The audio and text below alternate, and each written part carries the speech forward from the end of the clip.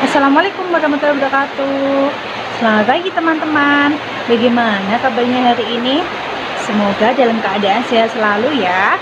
Nah, berjumpa lagi dengan saya Lucy NIM 2019 33072 kelas 6B. Nah, saya adalah salah satu mahasiswa dari Universitas Muria Kudus, program studi Pendidikan Guru Sekolah Dasar, Fakultas Keguruan dan Ilmu Pendidikan. Nah, di video saya yang kemarin, saya telah membahas mengenai perspektif global. Nah, di video saya kali ini, kita akan belajar bareng-bareng mengenai dimensi, tujuan, manfaat, dan contoh pada perspektif global. Sebelum itu, saya ucapkan terima kasih kepada Bapak Musyafrodin Kuryanto, Sarjana Sains dan Magister Olahraga, selaku dosen pengampu perspektif global. Apa sih dimensi perspektif global itu? Ada yang tahu? Nah, perspektif global adalah bertolak pada masalah hidup sehari-hari, misalnya kemiskinan, pendidikan, pengangguran, kesejahteraan, kesehatan, dan lain sebagainya. Nah, masalah-masalah tersebut memberikan dampak yang lebih global. Kita sebagai manusia harus terbuka, namun juga harus diseleksi, ambil yang baik dan tinggalkan yang buruk. Nah, lalu apa sih tujuan pembelajaran perspektif global itu? Nah, tujuan pembelajaran perspektif global itu ada 3. Nah, yang pertama yaitu mendorong mahasiswa atau siswa mempelajari lebih banyak materi dalam permasalahan yang berkaitan dengan masalah global. Nah, yang kedua yaitu mendorong guru untuk mempelajari masalah yang berkaitan dengan lintas budaya. Nah, yang ketiga yaitu mengembangkan dan memahami makna perspektif global dalam kehidupan sehari-hari maupun dalam pengembangan profesi. Lalu, peran guru dalam mencapai tujuan tersebut yang pertama yaitu memperbaiki bekal pengetahuan kepada siswa tentang pentingnya pengetahuan global dalam memahami masalah dunia. Nah, yang kedua yaitu meningkatkan kesadaran dan wawasan siswa sebagai landasan dalam melakukan tindakan yang berdampak global. Yang selanjutnya yaitu memberikan contoh dan teladan dalam kehidupan dan aktivitas sehari-hari yang mempunyai pengaruh terhadap masalah global. Ada 4 dimensi dalam kaitannya dengan budaya di era globalisasi. Nah, yang pertama yaitu nilai budaya menjadi landasan dan alat seleksi bagi pengaruh dari luar dalam proses pembangunan bangsa dan negara. Nah, yang kedua yaitu setiap manusia berhak diakui identitasnya dan berhak mereafirmasi serta pengembangan budayanya. Nah, yang ketiga yaitu partisipasi masyarakat sangat diperlukan dalam proses pembangunan suatu bangsa dan negara. Yang keempat yaitu memajukan kerjasama budaya antar bangsa. Lalu, apa saja bentuk kerjasama di bidang ekonomi di era globalisasi? Nah, model kerjasama ekonomi yang pertama yaitu zona perdagangan bebas, yang kedua persetujuan tarif, yang ketiga yaitu pasar bebas, yang keempat aliansi ekonomi, dan yang kelima yaitu integritas ekonomi. Selanjutnya adalah contoh di bidang geografi. Contoh perubahan dalam bidang geografi yang pertama yaitu perubahan luas wilayah suatu negara. Nah, contohnya yaitu runtuhnya tembok Berlin dan runtuhnya negara Uni Soviet.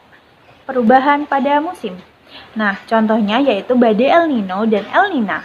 Yang ketiga yaitu perubahan lingkungan. Contohnya kebakaran hutan, polusi limbah pabrik, kendaraan, dan efek rumah kaca. Selanjutnya yaitu contoh dalam bidang politik dan kenegaraan. Nah, yang pertama yaitu kemajuan teknologi menghilangkan batas negara. Yang kedua yaitu teknologi transportasi memudahkan mobilitas antar negara. Yang ketiga yaitu perusahaan multinasional dapat melakukan ekspansi antar negara. Nah, yang terakhir yaitu dalam kaitannya dalam bidang sejarah dan budaya. Dalam bidang sejarah sudah terjadi pada zaman Columbus mengelilingi dunia dan negara Eropa datang ke negara-negara Asia untuk mencari rempah-rempah. Dalam bidang budaya yaitu meluasnya pengaruh film dan musik dari negara-negara luar seperti negara Amerika dan Korea Selatan. Oleh karena itu, negara berperan dalam 3 hal. Yang pertama yaitu membentuk wawasan kebangsaan, sehingga pendidikan harus diarahkan untuk memperluas wawasan dan persepsi siswa yang berkaitan dengan permasalahan global. Memperluas kesadaran anak didik kita bahwa mereka bukan hanya warga negara tapi juga warga dunia, serta memberikan wawasan untuk mengkaji ulang nilai dan budaya yang ada. apakah masih bisa digunakan dan disesuaikan dengan perkembangan zaman atau tidak. Nah, yang kedua yaitu dalam kaitan dengan nilai budaya. Siswa perlu dibekali dengan pemahaman dan pengetahuan yang cukup agar mampu menyeleksi budaya luar yang tidak sesuai dengan budaya dari dalam yang tidak mendukung proses globalisasi. Nah, kebebasan mengeluarkan ide juga mulai dibatasi karena ada informasi yang tidak sesuai dengan nilai budaya bangsa, seperti konten berbau pornografi yang tidak sesuai dengan budaya Indonesia. Nah, yang ketiga yaitu memonitor aktivitas penggunaan internet. Nah, pemerintah bekerja sama dengan provider untuk membatasi atau melakukan sensor terhadap website dan konten yang tidak layak. Negara juga bisa memberikan sanksi kepada provider yang melanggar aturan. Manfaat belajar perspektif global ada 4. Nah, yang pertama yaitu meningkatkan wawasan dan kesadaran manusia yang tiap tindakannya menjadikan cermin suatu negara. Yang kedua yaitu menambah dan memperluas pengetahuan tentang dunia sehingga mampu mengikuti perkembangan zaman. Nah, yang ketiga yaitu mengondisikan siswa atau mahasiswa untuk berpikir secara terpadu sehingga suatu gejala dapat ditanggulangi dari berbagai aspek. Yang selanjutnya yaitu melatih kepedulian dan kepekaan terhadap dunia dan segala aspeknya. Selanjutnya yaitu masalah dalam pendidikan global. Nah, pada pelaksanaan pembelajaran di sekolah, guru mengalami beberapa masalah dalam mengajarkan perspektif global. Di antaranya yaitu menurut kurikulum KTSP dalam pembelajaran IPS, materinya belum membahas masalah dunia, tetapi hanya terbatas sampai tingkat provinsi dan tingkat negara saja. Hal ini akan menyulitkan para guru untuk membicarakan dunia dengan siswa.